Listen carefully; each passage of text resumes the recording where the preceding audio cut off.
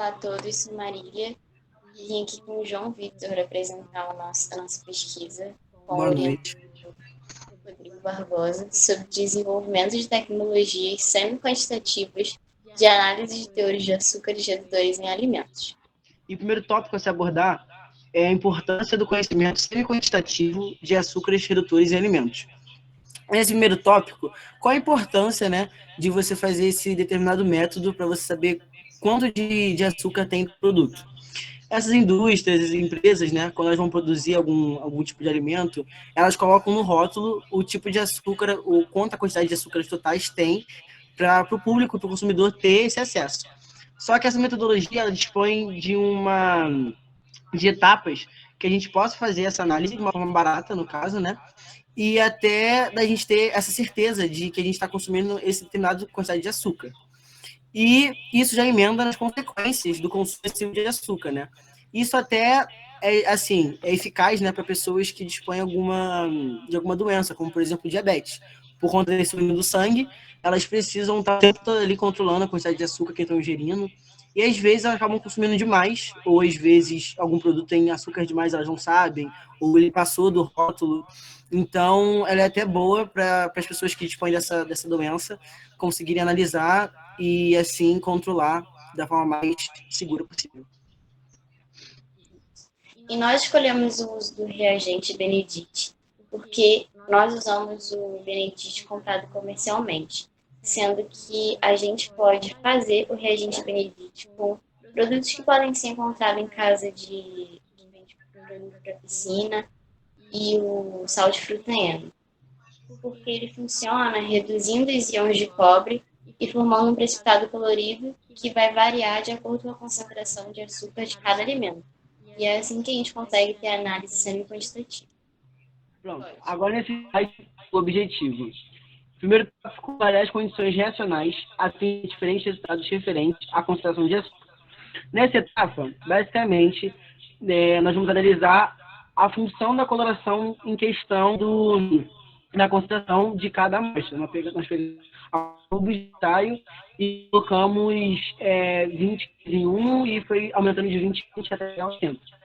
Porque acima de 80 gramas por litro, né, não foi possível se dar olho nu a diferença concreta, assim, tipo, bem nítida da coloração de um tubo para o outro.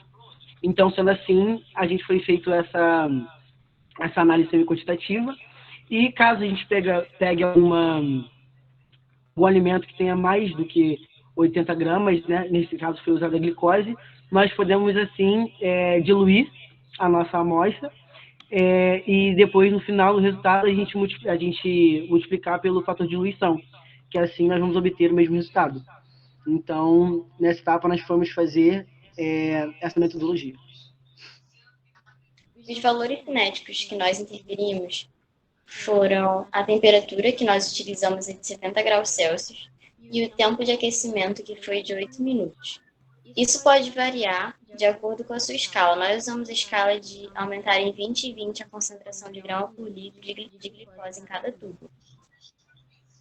Aí essa foi a melhor escala que a gente usou, que a gente definiu, para perceber a diferença no precipitado, para conseguir construir a nossa análise semi-quantitativa. Tá, então agora nós temos os resultados, né, que vamos analisar.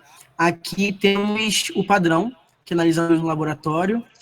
O primeiro recipiente à esquerda, ele é o reagente de Benedict, e a coloração dele é assim mesmo, esse azul bem forte, e que apresenta para a gente zero concentração de açúcar.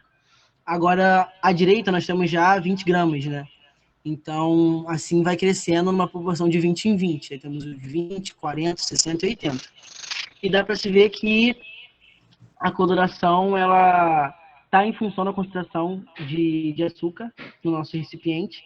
E enquanto a gente vai aumentando, a coloração ela tende a ficar nesse tom aí final mais alaranjado, enquanto o de 20 está mais esverdeado. E nos nossos resultados, nós vemos que nós pegamos cinco amostras diferentes, né? 5 alimentos, assim, 5 bebidas diferentes. E no primeiro nós temos H2OH, e ele é zero açúcar, por isso que ele está aparecendo com o nosso reagente padrão do Benedict. Enquanto do lado nós temos o mate-leão, Aí depois um suco de caju de caixinha, de maracujá e de laranja. E nessa etapa que nós fizemos esses resultados, né, com esses cinco alimentos, nós podemos ver que se a gente analisar com o nosso padrão, a gente pode ter uma ideia de quantas gramas de açúcar não redutor nós temos dentro desse suco. E nessa tabela a gente montou exatamente isso. O H2OH tem 0 de redutores, né, e 0 totais. Agora o Mate Leão, nós especulamos de 60 a 80 gramas. Ele tem totais 86,7.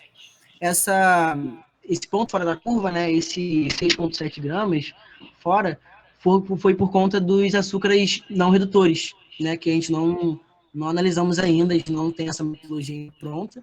Vamos ver mais para frente. E suco de maracujá, a gente também, 40 a 60 gramas, ele 60, também estamos dentro do padrão. Suco de laranja, a mesma coisa, 60 a 80, ele tem 70 gramas, de 70 açúcares totais. E o suco de caju, de 20 a 40, ele tem 40,5. Esse desvio também se dá por conta dos açúcares não redutores, né? Porque os açúcares totais, eles juntam com os redutores e os não redutores. Então, dá para se ver que o nosso método foi bem avaliado. Então, a gente conclui que esses testes foram tiveram um ótimo resultado e agora a gente vai ficar pesquisando mais para a gente conseguir ampliar essas análises para, como o João acabou de falar, para a gente conseguir analisar os outros açúcares e levar esse acesso adiante. Então, a gente agradece aqui aos orientadores desse projeto, né, Rodrigo Barbosa e Márcia Cristina, as direções do IFRJ, direção de ensino, de extensão, e ao CNPq. Muito obrigada. Esse foi Boa noite a todos. Valeu.